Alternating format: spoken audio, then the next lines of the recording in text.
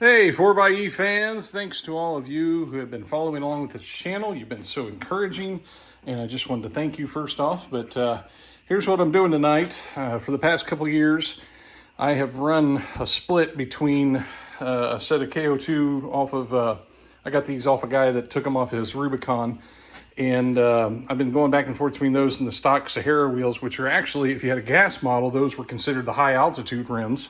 So they're pretty nice, and I really liked them. I like the way the Jeep looked with them. But I'm having that thing installed tomorrow. That's the 2-inch Jeep Performance Parts lift with the Bilstein shocks. And since that's going on tomorrow, I figure this thing might not look right with these Sahara wheels on it. And I think I'm just going to go all in and just put these on and run them all the time. And when it's time to replace these, I'm going to go 35s. Since I'll have a 2-inch lift, I'll have enough clearance there. And I think that will appease my desires to off-road in this thing. I kind of did it, like wintertime and when I was going off-road. And then the rest of the time I was running these. But I'm going to be taking these off for the last time because this is my Jeep's last day as a stock vehicle. And I'll be listing these probably on the 4xe swap shop on Facebook. And on the regular marketplace too, and they are a nice rim. I did have them powder coated at one point. I went to Killbuck Jeep Jamboree the first year, and I was running on these. I went with the stock class, but they ran us through some mud that had some rocks in it, and they got chewed up pretty bad. So I had them repaired and put back to new, and I actually think the finish is better on these than the factory finish. Had a place in Kettering, Ohio do it. Can't remember the name of the place right now. So they are a good rim. The tires are, I can't remember how many miles I have on it, but anyway, I'll be putting those on Marketplace. And so I'm going to swap out the tires tonight, and this will be the last day for this Jeep as it sits, and we'll be putting these on permanent. And this will be a multi-part video because towards the end of this video, I'm going to take some measurements right now at the height that it is sitting on these tires, and I'm going to take some other measurements. I'm going to do them at the fenders, and we'll see the height differences between stock Sahara, Sahara with the KO2s on it, which those are 33-inch tires. These are like, I don't know if they're like a 32. The height difference when I've put these on in the past is not even an inch. It's like 0.8 of an inch or something. So we'll take some measurements as it sits, and then we'll put the wheels on, take some measurements, and then tomorrow when we get the lift kit on, hopefully that all gets done tomorrow, we'll take some measurements and see what it resides at when it's finally done. So thanks for joining me in this video. So in case you wanted to see what's in the box before we, I'm gonna leave this all packed up and just take it to the dealership. But there's everything that comes in it, and if you haven't seen the Bilstein shocks with the external cartridge, that's what that looks like. And there's the springs and everything that goes along with it, and stuff that I'm dropping on the floor out here. So that'll be I'll be putting that in the Jeep, and we'll be loading that up once we get this all done. All right, so this is the front right tire, and almost exactly at 36 inches at the fender.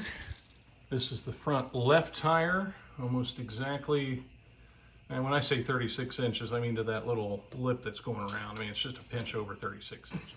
Sorry for my bad lighting. That's just over 37 inches at the left rear, and also just over 37 at the right rear. First one down, 3 more to go.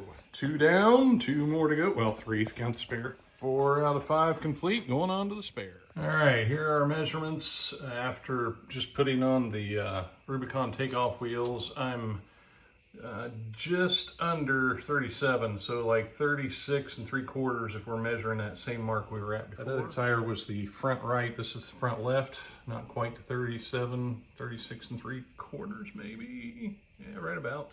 Left rear is right at 38 inches, and right rear is right at 38 inches. So we'll do those same measurements after we get the lift kit on tomorrow, and we'll see what those heights look like once everything's done. So there it is, ready for the lift tomorrow. I know, after doing the measurements, I know it's not that much, But I tell you, just putting these wheels on, the whole thing looks higher to me. And I can actually feel it when I get in. I mean, it's not even an inch, but I can feel it. So there it is, last day stock. And I just threw these on Facebook Marketplace and the 4xe swap shop. So they are in there. And we'll have to wait until tomorrow for the rest of this video to see what it looks like once the lift kit's on it. Thanks for watching so far. All right, so this is the day of getting the lift installed, and I gotta say it looks pretty nice, pretty snazzy. But I wanted to go ahead and do our measurements while we had those measurements fresh in our mind. We were at on the front right, we were at 36 3/4, and now we are at 39 3/4 on the front right. The front left was 36 3/4, and we're at 39. Well, yeah, 39 3/4. So we've actually gained about 3 inches in the front. Let's see the rears. The left rear was at 38 inches, and I'm just kind of measuring right to that where that little line is on the fender, you know, just where that crease is. And we are at 30, just over 39, just a pinch over 39 back there, and just a pinch over, well, wait a minute, we're closer to 39 and a half here. Did I look at that wrong over here?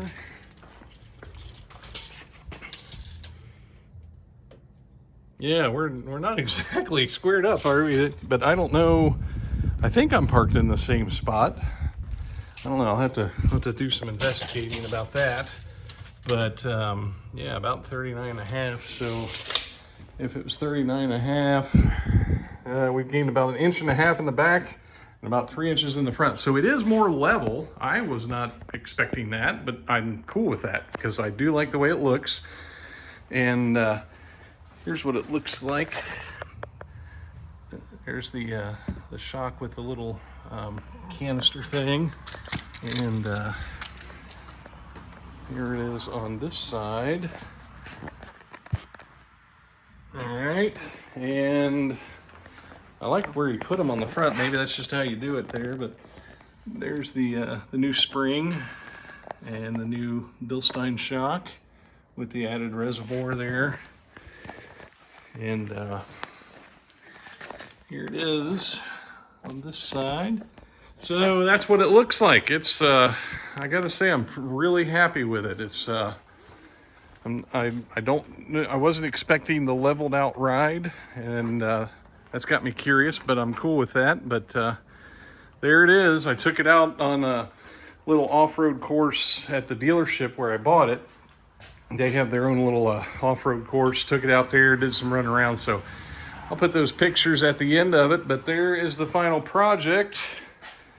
I kind of wish I could have done it myself, but had it done. And it was about $350 to have the lift installed. And then I forget what they charged me for the alignment. But I had an oil change.